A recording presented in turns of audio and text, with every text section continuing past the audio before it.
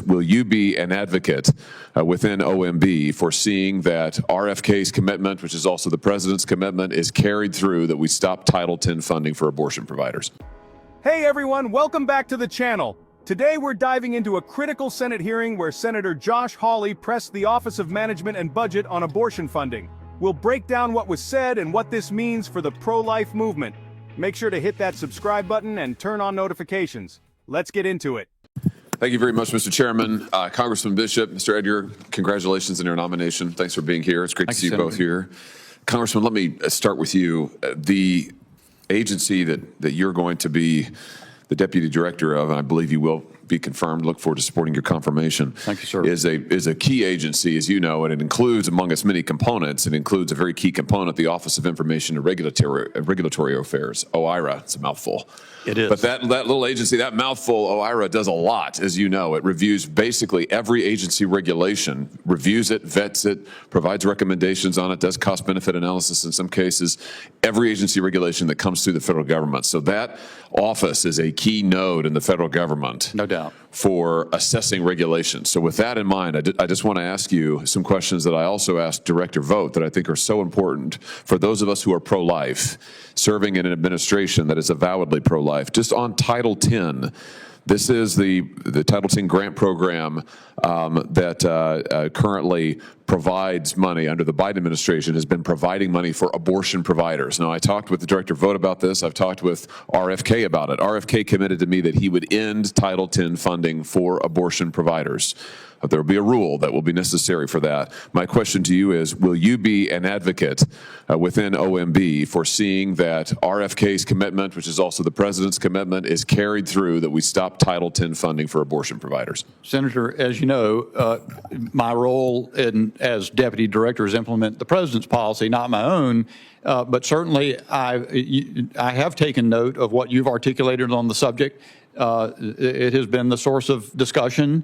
And so there's a deliberative process at OMB and OIRA that it would be inappropriate of me to get ahead of or to foretell or forecast the result of. But thank you for articulating it. It is something that I'll take back. Let's discuss the Office of Management and Budget, particularly its Office of Information and Regulatory Affairs. This agency reviews and analyzes federal regulations. Senator Hawley questioned the nominee for OMB Deputy Director. The nominee affirmed his commitment to upholding the president's policies. Good. I just want to drill down on this, though, because this is very important, and I don't think this is in doubt. The HHS secretary, now confirmed and sitting, has said under oath that he will overturn the current rule and put back in place President Trump's rule on Title X funding. The president himself has said he does not support Title X funding going to abortion providers. So I guess another way to ask you this question is, let me put it to you this way. Do you support the president's policy, implemented into law in his first term, articulated again since then, articulated again now by his current HHS secretary, that Title X funding should not flow to abortion providers? Let me ask it that way. In my view, the purpose of OMB and my purpose as deputy director will be to implement the president's policy. Okay, good. Let me ask you about the Hyde Amendment. Will you work to ensure that all federal agencies fully comply with the Hyde Amendment, which, as you know, is statutory law and has been since 1977? OMB does play a role in ensuring consistency in observing law across the federal agencies, and so certainly, Senator, it'll be an issue we'll give attention to. Oh, great. And that includes, just to be clear, that includes the Hyde Amendment, which is in place and has been governing law since 1977. Is that fair to say? Yes, sir, it is. The Hyde Amendment restricts federal abortion funding. Since 1977, it bans federal funds for abortion except in cases of rape, incest, or danger to the mother's life. Hawley insists on full compliance with the Hyde Amendment. The nominee confirmed compliance as a top priority. Okay, good. The Weldon Amendment. Similarly, the Weldon Amendment prevents discrimination against healthcare providers who have a conscience objections to abortion. The last administration essentially ignored it. It is the law. Again, in your position at OMB, as you review these regulations, as you advise on the implementation of the law, will you advise every component of the government to comply with the law, which includes the Weldon Amendment? Senator, it will be my purpose as deputy director of OMB to comply with the law and see to it that other agencies and personnel within the federal government do so to the extent of my responsibility. Good, and that includes the Weldon Amendment, correct, Congressman?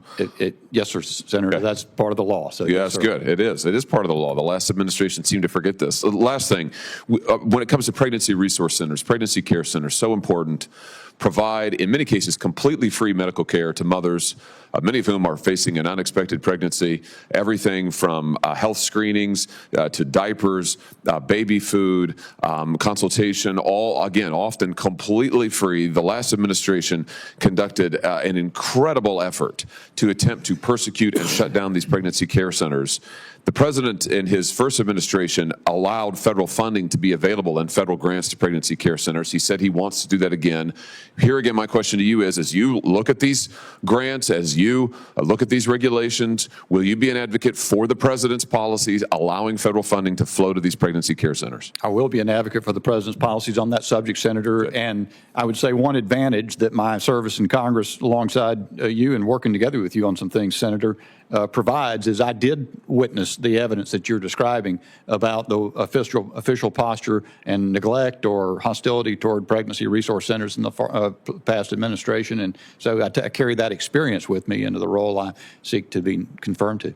Protecting doctors from coercion, the Weldon Amendment. Let's discuss the Weldon Amendment. It protects healthcare providers from being forced to perform abortions against their conscience. Hawley questioned a nominee on ensuring compliance with this law. The nominee firmly acknowledged he would uphold the Weldon Amendment, a victory for pro-life medical professionals practicing without fear. That's fantastic. I'm glad to hear you say that. And just to put a fine point on that, you know these statistics as well as I do. In the last administration, after the Dobbs decision, hundreds of pregnancy care centers were vandalized, were firebombed, were the subject of criminal activity. And while the last administration abused federal statutes to go persecute pro-lifers who demonstrated peacefully, according to their religious beliefs, they did nothing to protect pregnancy care centers. Nothing. Hung them out to dry, allowed them to be firebombed, vandalized, criminalized, and the rest. It's absolutely outrageous, all while denying them, in many cases, grants for which they qualify under federal law. So your experience on this will be important, I think, and I look forward to you being a strong advocate in the administration. I see my time has sadly expired, and as Senator Paul knows, I always adhere to my time limits. So I'll have some questions for the record for you, Mr. Edgar, and maybe a few more for you, Congressman. Again, thank you both for being here. I look forward to supporting your nominations. Thank you, sir. Segment 4, Defending Pregnancy Resource Centers. Senator Hawley addressed the issue of pregnancy resource centers. These centers provide vital support to women in need, offering free medical care, baby supplies, and counseling. Many of these centers were targeted, vandalized, and even firebombed. Hawley secured a commitment for funding and protection for these centers. Conclusion. This hearing was a big deal. Senator Hawley secured key assurances that the administration will enforce existing pro-life policies, stop taxpayer dollars from funding abortion providers, and protect medical professionals from coercion. Actions matter more than words, and we'll be watching closely. Do you believe the administration will follow through? Let me know in the comments below. Like, subscribe, and hit the notification bell. Thanks for watching, and I'll see you in the next one.